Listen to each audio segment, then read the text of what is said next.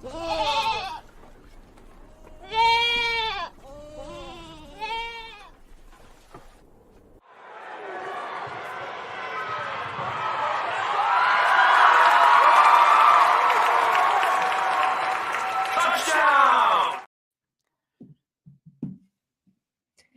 what's up? Welcome to the Two Goat Show. We're your hosts, Miriah and Steph. Steph, what's up? How you doing? I'm good, Miriah. How are you? I'm good, hanging in there. Happy Thursday. I'm ready to finally get some 49ers football. It was nice having the break, but at the same time, I'm like, man, I miss, watching my team play, especially, I'm ready for them to get a win. I'm tired of, having to sit here with this losing sour taste in my mouth for an extra week because they didn't play. So, yeah, I mean, other than that, we're good. We're good over here. We do have a Jags fan, content creator coming on, joining us. She did get busy at work, so she will be joining us as soon as she can. And once she does, we'll add her to the stream and we'll talk to her about the Jags. But until then, you're stuck with just me and Steph. Steph, recently, as of yesterday, I think the news came out from Kyle that Steve Wilks was moving from the booth down to the field. This seems to, this has been something that's obviously been going out on social media, the fans, content creators, everybody's been talking about it for the last couple of weeks. Some on the side that they thought Wilks should move down to the field. Others, think that it's stupid, it's pointless, it's all this other stuff. And I saw yesterday once the news broke, like it's like a really divided, down the middle. I think like the people that think like that, it seems a lot of people I know, like Croc, for example, people that have played football, like they think that this move is totally stupid. Yeah. And I feel like it's the rest of us that have never played actual football, like in college or pro level, that are thinking like, well, yeah, maybe it'll do something, I thought it was interesting when Kyle talked about it because he like laid out all the reasons why it's better to be in the booth, right? Like in his presser, he's like, yeah, I would rather be in the booth if I could. Okay. And then, like you get it's better because of this and because of that and because of this. He never said any reasons why it's better to be on the field. He just said why Wilks was moving. And that was, he kind of brought up to be able to communicate with the players. And then Wilks spoke today and he said that he felt the need to be able to communicate directly with the players. He said, the dialogue face to face, to be able to make changes. And that was my big thing too, because like when you're going through the game and he has to make, different changes and whatnot, before he makes those changes, if he wants to get a player's input or, say the D line, you say Nick Bosa specifically or whatever, they have to call him on the phone. Then they have to talk on the phone about it, blah, blah, then he can make the changes, right? Like if you're down on the field, it just seems like it would happen a lot faster, right? Like you could just walk up to the person, hey, this is what I'm thinking, blah, blah, boom, boom, go, right? You could be talking to 5 players at a time if you're down there on the field, right? Like the whole position group. Whereas if you're on the phone, I don't think all 5 players can get on the phone and be talking to Wilks, so that was my whole thing on it. And then like we've seen that the defensive coordinators, prior to Wilks, they seem like the more rah type, like brought the energy, right? Like we'd always see it was Saleh was the same way, D'Amico, like they're both like the energy guys down there, right? Whereas Kyle, he's always just like, and these guys were like, yeah, running up and down the field, like pumped, like, clapping the guys' hands when they came off the field and shit, like I love that, like, I don't know, like, it don't seem like Wilks is that type of guy. I don't think we should be expecting that we're going to get that from him, where are you at in the whole Wilks moving down to the field situation? Do you like it? Do you not like it? Do you think they're just trying to throw shit at a wall and see what sticks? How do you feel? Yeah, honestly, when fans were proposing it, I thought it was stupid because it's like, that's not going to make a difference. There are a lot of defensive coordinators, good defensive coordinators at that, who coach from the booth. Doesn't seem to impact their ability to connect with their players and have a good defense. So I really thought it'd be pointless. One, because also Steve Wilks, like you said, he's not only does he not seem like the kind of guy, he simply is not the kind of guy who is going to, be high-fiving guys and getting all like pumped up on the sideline like we had seen from Saleh and D'Amico Ryans. So if anything, like maybe that's what the players are having a hard time adjusting to. Like, I'm not sure, but whatever they're looking for in Steve Wilks, that is that. They're not going to get it from the sideline. So I really don't think it's going to change much of anything. Sure, communication, real time, maybe, but that would be so, I think, such a small change or such a small benefit, if anything, that I don't think it would even be noticeable. Now, we're going to go into this week 10 game coming off a bye week in which I would have expected other adjustments to be made in addition to this. So a lot of people, if the defense looks good, if the defense looks better, they're going to attribute the defense looking better to Steve Wilks being on the sideline, which is hilarious because I think there are going to be a lot of potential adjustments, from the past week or so that I don't think have anything to do with him being on the sideline. So I think it's stupid. The one thing I did like, though, is I feel like Kyle's taking a bit more ownership over the defense a little bit. And you can say, like, because the way I've seen it is like he's very hands off with the defense. It's like, D'Amico, Saleh, like you handle that. I ain't got nothing to do with that kind of thing. Like almost too hands off. Like he wasn't even part of it at all.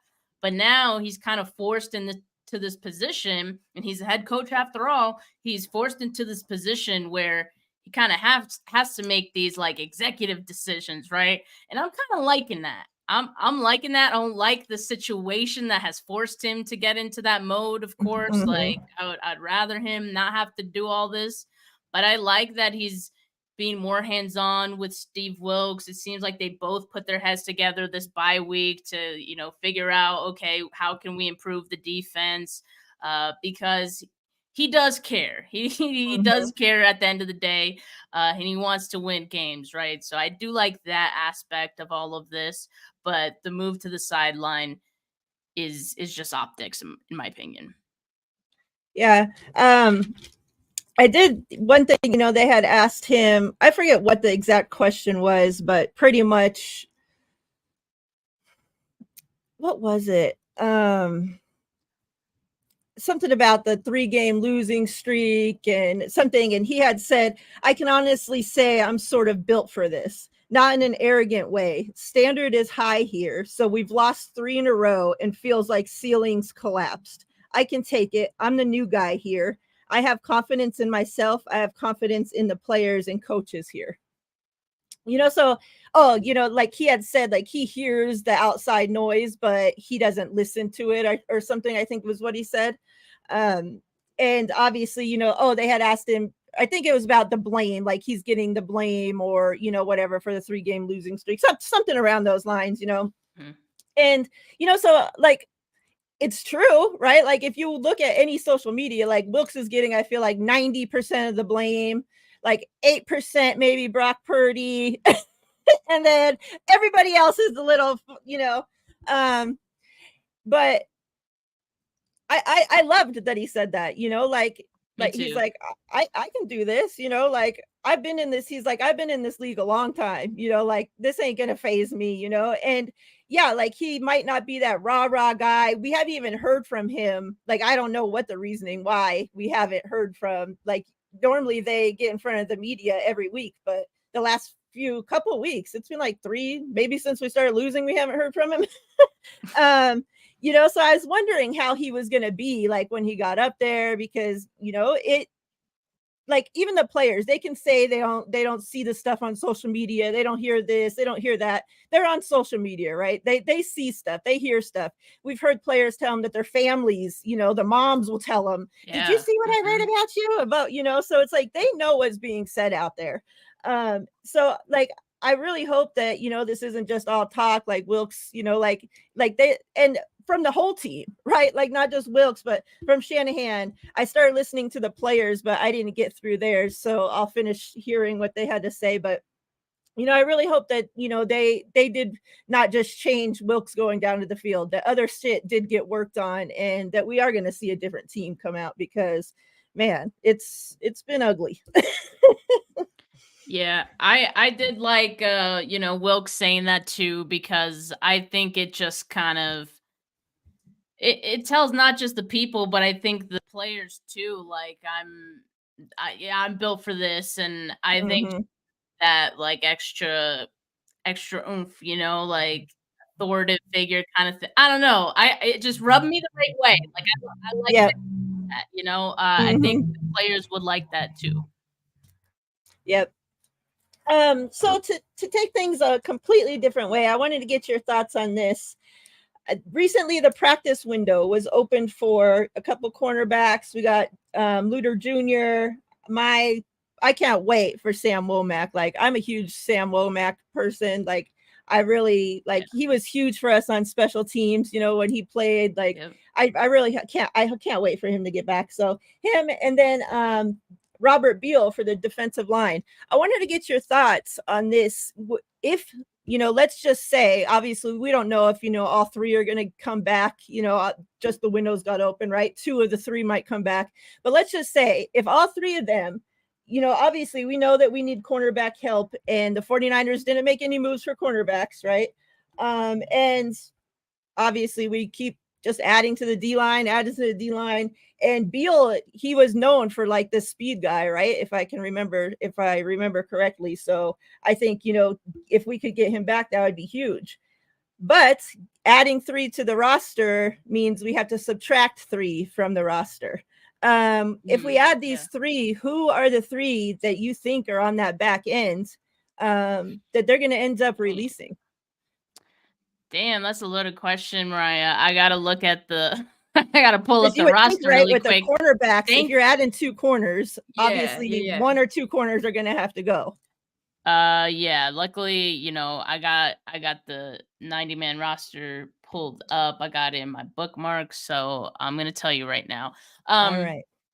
So it looks like, let me see. I just want to double check. Is Jair Brown on the? Yeah, he's on the 53, right? So, I don't know. I'm looking at maybe Ambry Thomas. It's also possible. It's also possible, Miriah, that they decide to not bring those guys back, right? But I don't know. Like, they'd have to have a good case. They'd have to feel that Samuel Womack is better than Ambry Thomas. And I think he could be potentially, so do the 49ers feel that way? If not, then they'll be fine with just letting Womack like sit on IR the rest of the year and not bring him back after his 21-day window.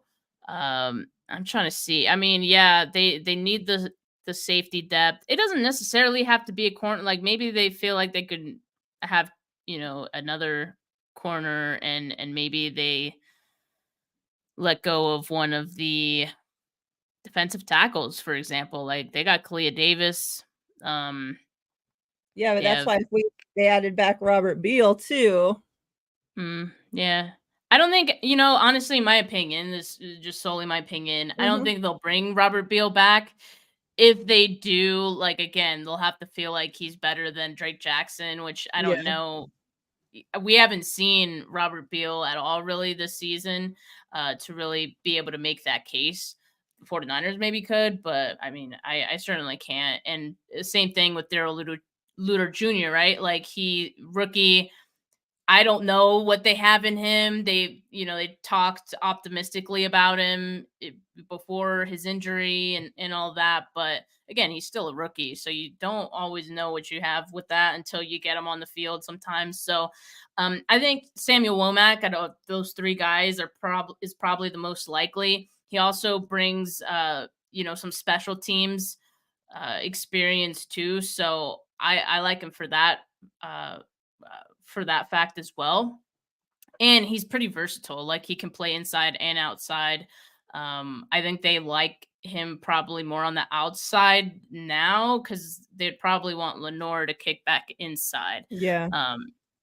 But yeah, I see we got our guest on, so let's get these questions in. Spody, what's up? What's happening, y'all? Hey, let's forgive my shirt. You know what I'm doing. I'm at work, so please forgive my shirt. That's why I asked you ahead of time. Don't hate, masturbate. Yeah, you know how we get down over here in Pleasures Intimates. How you guys doing today? Doing good. Thank you for joining us. I'm glad we could make this happen. Absolutely. Before we get into specifics, like with our game, I wanted you to kind of talk to me a little bit about, just the vibe around Jacksonville right now. You guys are on a 5-game winning streak, obviously. Trevor Lawrence is looking great. Etienne's playing out of his mind, healthy. You guys got weapons up the ass. Obviously, the coaching, we know the coaching change from Trevor's first year to his second year seems to have been huge, right? So kind of just, how's the vibe going? What's going on in Jacksonville right now? Well, we are living the dream in Jacksonville right now. A little bit about Jacksonville for the people who don't know. We have shout out to Mark Burnell. He was great for us, but we've never actually had a franchise quarterback. So Trevor Lawrence is definitely a breath of fresh air in Duval County. We've always had some things, but we've never had the complete picture. And that's what it is right now in Jacksonville, man. We got the complete picture. We're playing complimentary football on both sides. I get a lot of flack about Trevor Lawrence's numbers right now, but you can tell that comes from people who don't actually watch the games that we play. He don't have to do much. Like you said, Travis Etienne is a wrecking ball right now. And having such a strong run game is benefiting not only the quarterback, is benefiting the entire team, the defense constantly having breaks, being able to not come out on the field as much. This ain't some shit we used to seeing in Jacksonville. It's either a good offense and a terrible defense, or a terrible fucking offense and a fucking phenomenal defense. Look at 2017. Blake fucking Bortles in the AFC Conference Championship. Who the fuck would have thought, right? So the vibes are great, man. We are loving what Doug Peterson, and shout out to you guys for Trent Baalke. I know he got a lot of flack for the 49ers, but he has been a phenomenal GM in Jacksonville, and a lot of people just don't give him the credit he deserves, and that man is willing and dealing from free agency all the way to draft picks. So I want to give him some credit as well. Doug Peterson, obviously having a Super Bowl winning coach who's been there, who's built a complete team. You could pretty much see that the guy's been around the block. He came over here. It took him no time to put a team together. A team that was struggling, by the way, because we were struggling at the beginning of the last season, and somehow we ended up winning the division. And a lot of that was phenomenal football play from the players, but 90% to me definitely comes from the guys coaching and getting those guys in order. So shout out to Doug Peterson as well. Press Taylor, the play caller. Mike Caldwell was a linebacker coach for Tampa. We took a chance on him with the defensive coordinator position, and he has been nothing but great. So we got a nice system going, man. We finally put something together. It's nice to be able to sit back and enjoy it. I'm a season ticket holder. Yeah, I love it. I'm loving it. That's so awesome. You gonna be at the game on Sunday? Oh hell yeah! Yeah! All right, you guys better show up then, because I just saw it's gonna be about 57% Niner fans. So at least is that what they told you? That's what they're saying. Yeah, it sound good. It sound good. It'll be interesting when we get there to see that. We've been getting that a lot for like the last 2-3 years. And it's not you guys in general, but fan bases seem to think that they come to Jacksonville and fill up the stands. But the way our stadium is constructed, we have these things called bud zones. And the bud zones are great. We have 100-degree weather in Jacksonville for like half of our football season. So a lot of Jaguar fans are hanging out in the shaded areas purposely so that the opposing fan bases don't have anywhere to hide from the sun. It helps our team, with cheering and things like that. Also, being in those secluded areas amplified the noise, the crowd noise. A lot of people don't realize that. I'm actually going to post videos from the game so that people can see the bud zone experience. No one ever gets to see it. I'm actually going to video it, and we're going to put that experience online so that people are able to see, like the atmosphere. The atmosphere, it's very hard to play in Jacksonville. The atmosphere is insane. The fans are crazy. Really great people, though. Really great people. But once the team is rolling, it gets terrible in that stadium. And that's one of the things I'm hoping we're going to come out and bring, because we got to help these guys, with the 6-game winning streak, because that's what's coming. 6 games winning streak. Go ahead, Steph. Yeah, I was just going to say, like, with the fact that, the Jags have won 5, the 49ers have lost their last 3, does it give you any, I don't want to say fear, but, like, do you consider the fact that the 49ers need this game so much more than the Jags do? They're going to be desperate for a win here. So, a couple things. The way you guys have played other teams, don't get me wrong. Yeah, you guys are on a losing streak. That has nothing to do with what the fuck's going on in Jacksonville come Sunday. Other teams beating you is not going to help Jacksonville win this game. So for me, I can critique the play and what I've seen in the last 3 games or whatever from you guys, but we know the team that y'all are. Like, we know what your team has. We know what you guys have built. We know what you've put together. We know how successful the 49ers are. The person that scares me on your team is Christian McCaffrey. 100%. Trevor Lawrence has to beat him. Nobody else. If Trevor Lawrence can beat Christian McCaffrey, then we got a game. That guy is very hard to beat, though. He's literally the best fucking football player in the NFL right now. So for me, that's what worries me, is Christian McCaffrey.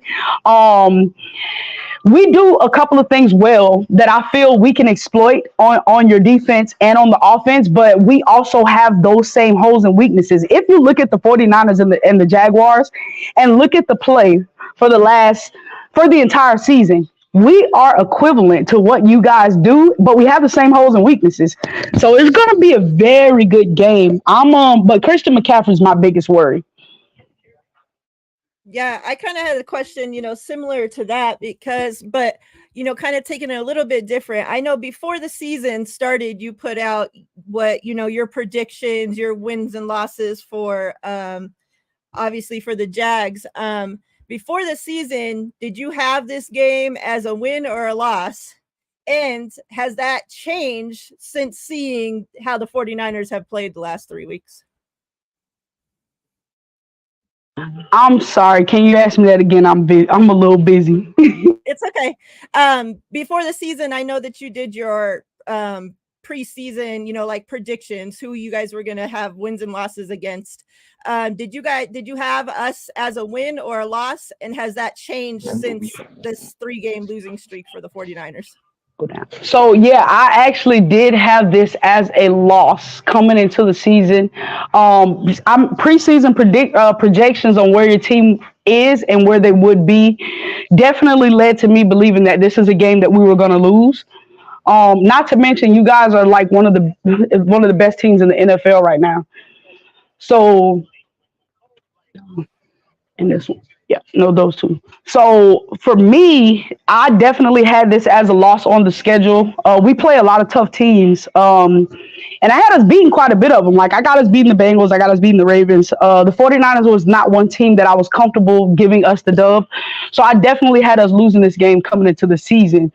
I will say this. After watching both teams compete, I do feel like this game can be won by either side, though. Yeah, I'm with you there. Go ahead, Steph. One of the things I saw that, the Jags defense is struggling with, they have a very good zone defense, and that's part of the reason why they're getting all these interceptions. But one of the faults of the zone defense, too, is they're allowing a lot of yards after the catch. Knowing that Debo is going to play in this game, you mentioned Christian McCaffrey as well. He can just as well catch the ball out of the backfield, too. But knowing that Debo is coming to town, he's healthy, does that give you a little more, worry as well with the defense, knowing how they've defended yards after the catch? So I will say this, the stats are deceiving. You got to watch those games. A lot of those yards, if you look at the first half stats from the defenses, we're giving up less than 100 yards going into the second half of the game. And then in the fourth quarter, you get the quarterbacks that are behind and they start throwing. And of course, some plays are going to get made, but most of those yards come in the fourth quarter. The fourth quarter production from all of these teams is insane. So it does make our secondary look suspect. I just don't believe that the stats reflect how good that secondary is. That's fair. I mean, but they got a lot of interceptions, so I think that will tell you how good the secondary is. And with Brock Purdy throwing a fair share of interceptions these last few games, I'm a little worried about that. Have you seen the forecast for this game? I mean, it's supposed to rain. You're talking about the sun and the advantage that might bring, but the rain could really be a neutralizer in this game. And I personally feel like that would benefit the Jags. What do you think about that? So I actually have not checked the weather report at all for this game. And I was speaking for the sun. That's just like advantages in the games at the beginning of the season. We're in November, so those advantages no longer exist as far as the heat goes and stuff like that, which we should be taking care of that. We're working on getting a new stadium and getting a sunroof and all that cute stuff. But I will say this, a rain game in Jacksonville would be disgusting. That would be nasty because if it rains, it's going to be warm and humid, guys, and that's going to suck. It's going to be, we're all going to be sweating and stinky and shit. Like, oh my God, I hope it don't fucking rain, yo. But if it does, I'll be in the bud zone, safe from the rain, so don't worry about it. I will say this, you guys run the ball really well. We also run the ball really well. So if we do get a rain game, that means we get a very good ground and pound game and a lot of fucking defense. I'm all for it. Because I feel like you guys are the ultimate test for our team. Like don't get me wrong, we're not like blowing people out, but we haven't really like played like to our full potential. And I feel like if we're going to do that, we need to do it against a team that is complete. And I don't want to go out and just beat the shit out of the Panthers and beat the shit out of the Titans and then be like, oh, Jacksonville's one of the best teams in the AFC. No, I want to get those tough opponents in there, handle business, and see how it goes. And to be honest, even if we lose this game and we lose by like 1 or 2 points, that says a lot about our team because we were not competing with the 49ers for the last 5 years. Yeah. Okay, so we know all the stars that are on both sides of the ball, offense and defense on your team. Give us maybe an underrated player that the 49er fans in general might not know about, but maybe after this game or after the season or whatnot, we're gonna know. We should keep an eye on. Here. Foyesade Oluokun, most underrated linebacker in the NFL. He's led the league in tackles for the last 3 years.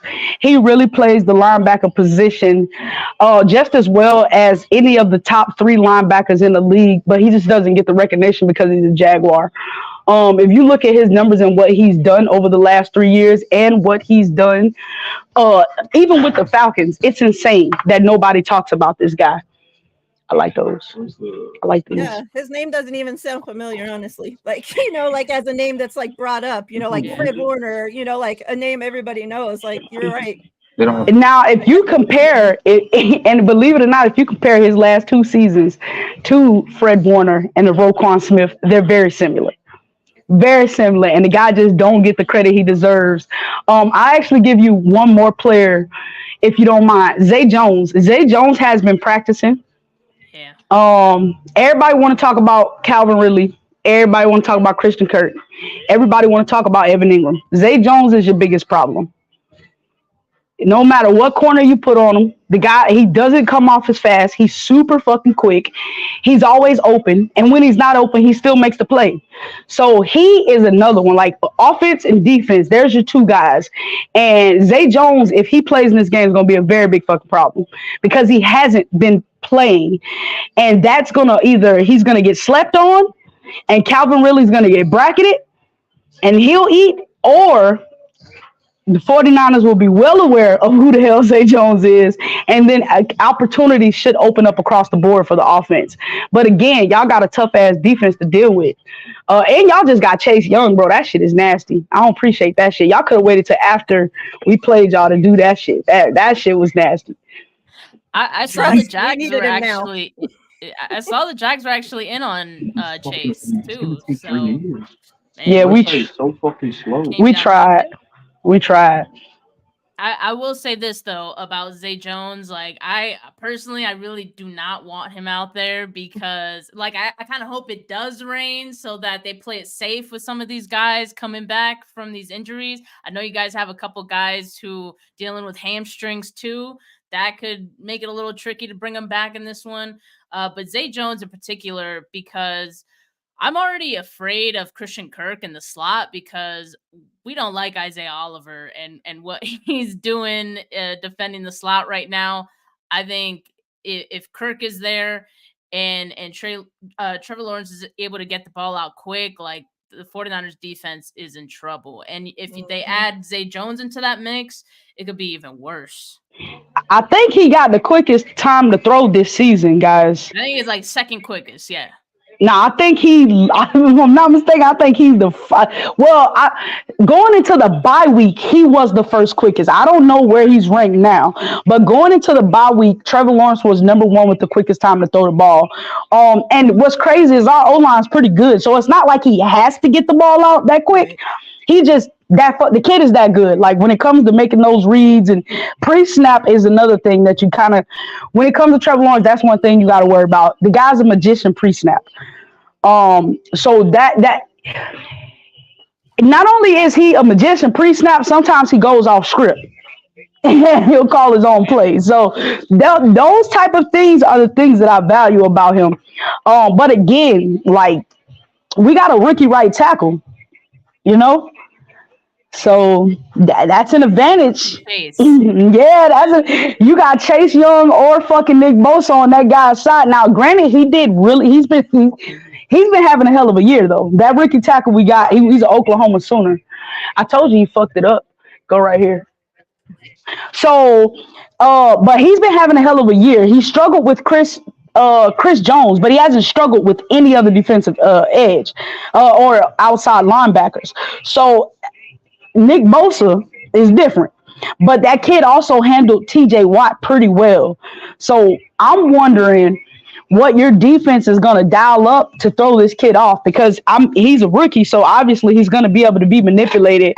And when you got a guy like Nick Bosa on that side, which I'm pretty sure Nick Bosa will be coming off to his side, like he's going to have some shit to deal with. I mean, even if you got Chase Young coming off the side, you still got interior guys that are going to get crazy pressure. That's another thing. I'm looking for my interior line going to have to beef it up, because fucking Javon Hart, like, are you guys serious? Chase Young, Javon Hargrave, like, are we being serious right now?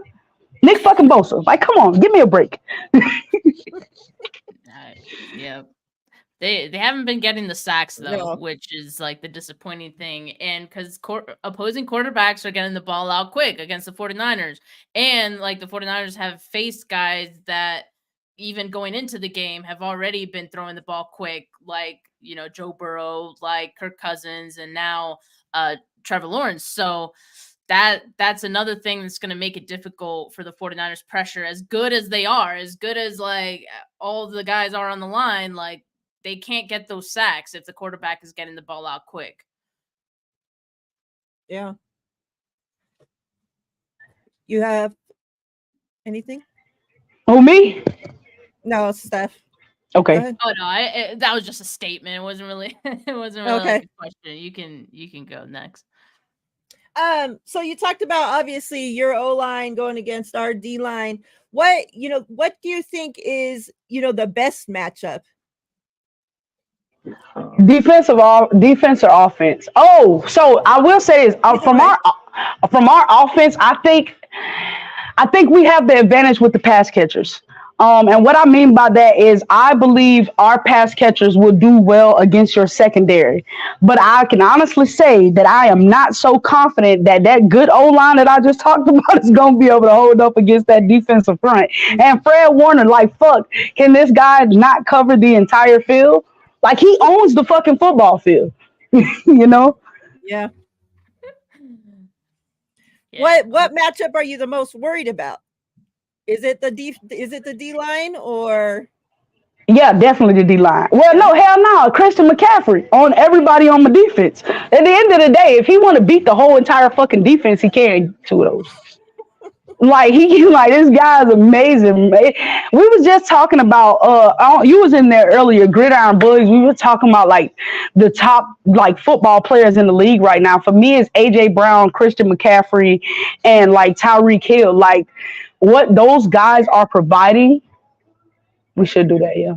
What those guys are providing, like for this league right now, it's insane. And again, I'm very terrified for Christian McCaffrey.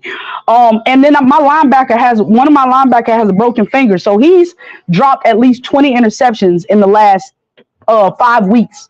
Look at the plays. He's literally dropped about 20. I think it's like 18 or something. Sorry, I got a customer. 18. That's wild if that's like the actual hopefully number. He keeps dropping them. Yeah, I know, right? Especially if it rains. The week he starts catching.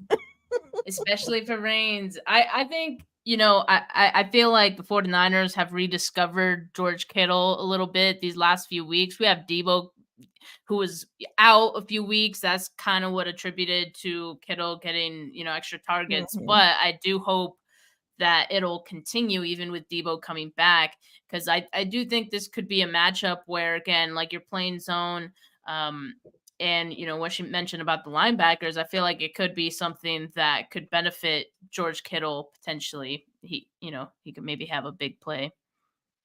Yeah, the plus thing there for CMC is that we did have this bye week at like right the perfect time. Like he was pretty banged up there. There was questions: is he going to play? Is he not? How many carries is he going to get? And it seems like hopefully now, like he took this extra little time, was able to rest those little nicks and bruises he had, and we'll see a CMC that's going to dominate, because I'm with her. Like if this football team's going to win, like we really need CMC to be putting this team on his back and carrying this down the football field, because the run game the last couple weeks, and we can contribute that to no Trent Williams, no whatever you want to put it, whatever the reasons were, it hasn't been looking great. So agreed. I think what's going to benefit Christian McCaffrey is, one, Debo coming back. That's certainly going to give a bit of a boost. And also Trent Williams. Trent Williams returned to practice today. That is huge for the 49ers because they have been missing him greatly in the run blocking.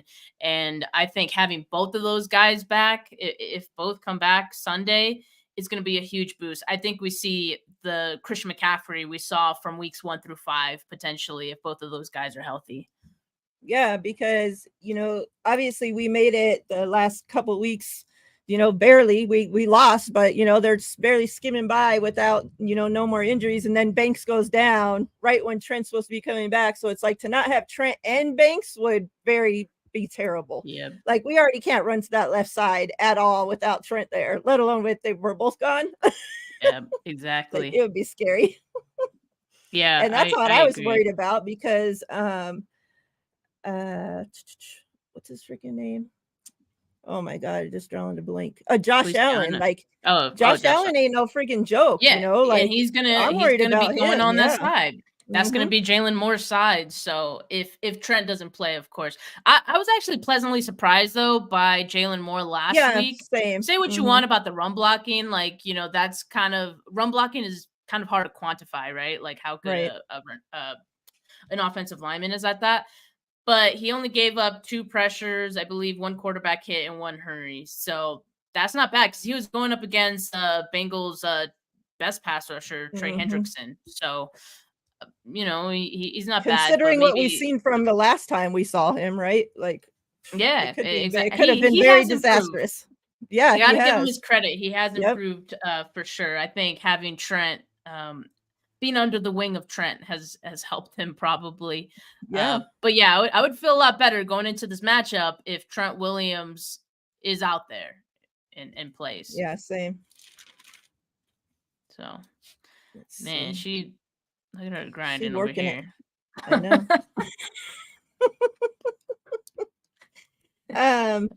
I think I only have, let me see. I think I pretty much asked her everything I had. Yeah, We'll see what else you got. I don't really have anything more. Yeah, like I was just curious about, the weather. I was curious about what matchup she was worried about, and I think like we got all that. So yep. I'm excited for this one though. Again, it's a must-win game for the 49ers. Yes. They simply need it more, but just that alone isn't going to win them this game. Like they have to go out and be a different team than they were the previous 3 games. And they need to be closer to the version from weeks 1 through 5. I think they can do it. It's not going to be easy. It's not going to be easy at all. Like this is a very, very good team that they're facing here. But I think they can get it done if they play their best ball. I agree. In my show with John V last night, I had said, there's these streaks, both teams are on a streak, and I have a feeling this Sunday both streaks will end. They need to end. They need to freaking end. Because man, we can't do another week of this. I mean, no. If it happens again, like if the 49ers lose again, we're talking about a completely like different outlook for the rest of the season, potentially. I don't like that. Yeah. So they got to get it right in this game. Yep, I agree. What's your score prediction? Okay, so I had like 2 different score predictions because I feel like if it rains, that would certainly play a factor. So I had like one prediction for if it rained and Trent Williams was out, which would be 17-13, which is probably, honestly, I wouldn't feel too great about the 49ers winning with rain and Trent out, but I still got to be a homer. So 17-13. Okay. But if it doesn't rain and Trent is out there, then I say 27-24 is what I said. Still a close game, but just more points. I like it. The score prediction I went with on Tuesday when I first did mine was 31. I think we're going to get back over that 30-point mark. Nice. Crossing my fingers that this offense decides to show up, not only just because Debo's back, but I just feel like hopefully this break did Purdy some good. He was out there farming, got back to his roots, all this. Literally. Got some girlfriend time, fiance time. So hopefully he's out there slinging it, not throwing no picks, and we can get this offense back how it's supposed to be. So I'm going 31-17 49ers. All right, I like that. We got some people in the comments chiming into 24-20, 23-20. But they're both saying Jags. Are they saying Jags win? Oh. Guys, no. We're not supposed to do that. I do think, that obviously that scores, a bit homerish because the Jags do have a lot of weapons, and I don't think that this is going to be a cakewalk by any means. They've been playing great football. and they're as well coming out of the bye, so we don't even get that advantage. Like we're having to travel, so we don't get that advantage. So it could be a lot closer, hopefully, regardless of the score, how close it is, we need the offense, the defense, we need special teams. We can't be missing no field goals, can't be missing extra points. Like this ain't the game to, be screwing around with that. So I really hope that, like all phases show up, because they're going to need it. Yeah, I think so too. That's another reason to be worried about the weather is like Jake Moody, how is he going to kick in the weather if he's asked to? And if we're thinking this is going to be a close game, and it might, again, like come down to a Jake Moody kick, right? And so hopefully weather isn't a factor in this one, but I hate that we drafted a kicker so high for this reason, right? So that we wouldn't have to worry about this stuff. So that you're not having to worry about, like misses. And he was supposed to have a leg that could boot it from, like 60 freaking yards. And it's like, yeah, every week now, like I'm going into the game worried about that more than freaking anything. Like I'm more worried about that than Purdy throwing picks. I'm more worried about that than, our defense missing tackles, like all this shit. And it's just like, God, like I don't want to say wasted a pick, but you spent such a high round pick on this guy, and it's very odd what the hell is going on with him. Very odd. I agree. Because he wasn't like this in college. Like I don't understand how all of a sudden you get drafted to the NFL and you just can't kick anymore. Well, it's a mental game. I'm for kickers more so than anything. He has the leg. That's not the issue. It's just the mental side of it, transitioning. I don't know. He needs to go do like a darkness retreat or do some ayahuasca or, smoke a blunt or something. You got to do something. Something got to fix it. All right. Well, I don't know. Spodie, she was awesome. She had a lot of great info. The chat loved her. We'll definitely, maybe if we meet them down the line sometime, we can get her back on when she's not at work. But I appreciate her coming on and pulling it off while she was working, because I know that's not easy to do by any means. Steph, are you done for the week or? Yeah. So, if you guys didn't know, I'm leaving tonight to LA, so gonna be out of town for a couple days. I recorded my preview episode with Lori last night. Didn't go live yet. It's scheduled to go live Friday, our regular time. So make sure you guys tune into that. She's a Jags fan, so I mean, it's okay. It was a great back and forth that we had talking about like the matchups and deep diving into it. So make sure you guys check that out. But yeah, I'm pretty much done for the rest of the week. Well, no post game show for me, unfortunately. But I'll be back Monday. All right, I'm done as well. So chat, you guys are great as always. We appreciate you all. Everybody have a safe rest of your week, a great weekend. Hopefully next time we see you all, we are 1-0 for the week. Steph, have a great trip. Stay safe. Hope you have a safe flight. All that good stuff. We're out of here. We'll see you guys next Thursday. Oh, next Thursday we have a great guest lined up as well. So make sure you're there. We'll see you guys then. We're out of here, fam.